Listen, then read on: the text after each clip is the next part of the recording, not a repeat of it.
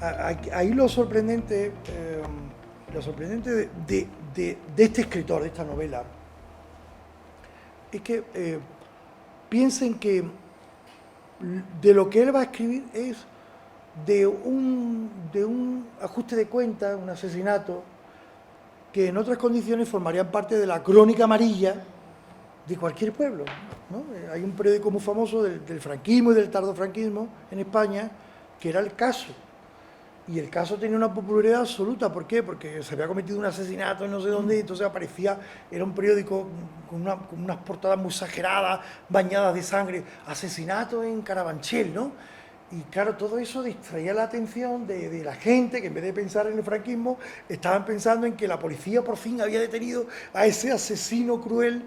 Entonces, esta historia podía haber permanecido, digamos, en la crónica sucia, la crónica en el amarillismo periodístico propio de cualquier pueblo que arregla las cosas acuchilladas, ¿no? Pero él era García Márquez. Y entonces, ¿él qué hace? Que sustenta la tragedia sobre modelos y arquetipos consolidados en la tradición, y crea una cosa bellísima. Y además ya lo tiene pensado, porque mientras está escribiendo El otoño del patriarca, le dice a este periodista, ¿no? Quiero escribir algo como Truman Capote, pero lo mío será menos efectista, ¿no? Es decir, que él ya ha hecho el análisis literario, teórico, literario de Truman Capote, ha visto que tiene fallas compositivas, siendo una obra maestra también, y él dice, yo voy a escribir otra cosa, que es generar la mitología. Esta novela tiene algo que a mí me parece fundamental, y que lo vamos a llamar los enigmas insolubles. Los enigmas insolubles. Es un término que acuñó un formalista ruso, Víctor Sklodowsky, y que ha tenido, en el caso de García Márquez, tiene una rentabilidad absoluta. ¿Por qué? Porque a un escritor que está acostumbrado a cohabitar o habitar en las fronteras del mundo racional, del mundo real, ¿no? Que está acostumbrado a convivir con los fantasmas, con lo esotérico, con lo mágico, con lo misterioso, con lo maravilloso, no le interesa en absoluto el formato policial, que es algo que se resuelve con algo tan tonto, dice él, como es la lógica y la razón. Hay un artículo del año 52, si no recuerdo mal, que está en los textos costeños y que se titula Los misterios de la novela policial. Y en ese artículo dice que habla mal del género policial porque se resuelve con algo tan tonto como es la lógica y la razón, y dice que solo hay dos excepciones a la norma: el Edipo Rey, donde el detective descubre que es el propio asesino, Edipo descubre que es el asesino de su padre y descubre que es el marido de su propia madre y el padre de sus propios hermanos, y para no ver el horror que ha cometido se saca los ojos. Y dice García Márquez que Sófocles crea y destruye la regla del género policial siglos antes de que el género policial se creara, y se creara de la mano de Allan Poe, ¿no? Luego, la lectura que hace García Márquez es absolutamente revolucionaria, porque hace una lectura policial del Edipo Rey. Impresionante, impresionante.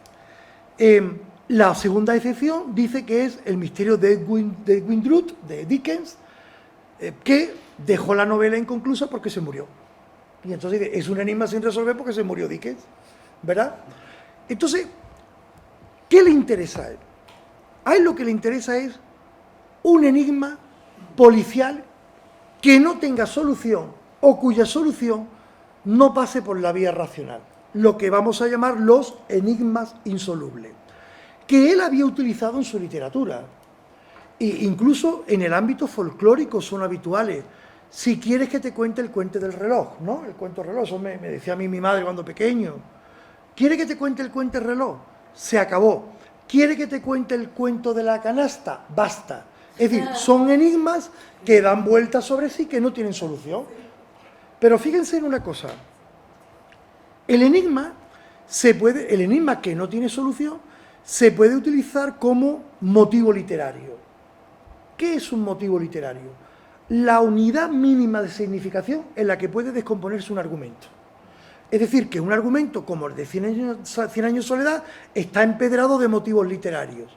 Cuando matan a José Arcadio, le pegan el tiro y la sangre sale recorriendo vericuetos hasta que sube las escaleras y llega hasta la cocina, donde Úrsula Iguarán está allí con un sancocho, ese hilo de sangre que lo ha sacado del carnero de Juan Rodríguez Freile, de uno de los asesinatos de Inés de Hinojosa, ese episodio, cuando lo escribe García Márquez, dice, fue el único misterio que quedó por resolver.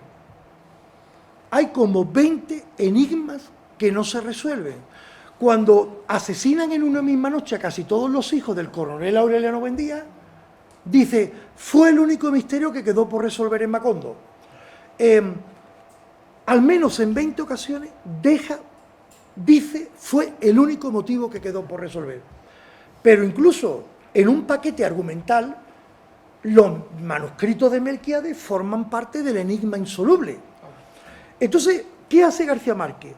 Que va del motivo. Recuerden que en La mala hora, el juez Arcadio es aficionado al género policial y lo que más le gusta es resolver acertijos policiales. Pero el gran acertijo que surge en La mala hora es averiguar quién es el responsable de los pasquines que están arruinando la reputación de gente honrada de ese pueblo que es Macondo. Luego, la averiguación de la resolución de un enigma, como es la autoría de los pasquines, se convierte en la estructura de la novela. ¿Qué quiere decir? Que el enigma puede ser un motivo, puede ser argumento, parte del argumento, o puede ser la estructura. En Crónica forma parte de la estructura. En El otoño del patriarca no hay lugar a duda, porque El otoño del patriarca se construye sobre un gigantesco enigma insoluble. Nunca sabemos nada, a ciencia cierta. Todo es susceptible de contrariedad. Dicho esto, un segundito nada más, dicho esto, ¿qué ocurre en Crónica de una muerte anunciada? Lo que ocurre en Crónica de muerte anunciada es que resuelve todos los enigmas al principio. Matan a Santiago Nazar, quiénes matan a Santiago Nazar, cómo matan a Santiago Nazar, a qué hora lo matan, dónde lo matan. Todo se resuelve al principio. Y el modelo podía ser el túnel de Sábato, y sin embargo, deja por resolver el enigma fundamental. ¿Con quién perdió la virginidad? ¿Cómo lo sabemos? Pero, ¿con quién? No lo sabemos. Hay teorías. ¿Y por qué señaló con el dedo de la muerte a Santiago Nazar?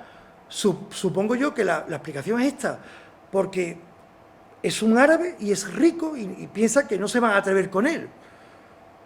Pero, ¿con quién perdió la virginidad? Es decir, que el verdadero enigma no se resuelve. Es decir, por eso la novela, con una estructura policial, tiene un final abierto. ¿Por qué? Porque se resuelven enigmas policiales que son los que menos le interesan a García Márquez, y el verdadero enigma queda por resolver en la novela. La novela es perfecta.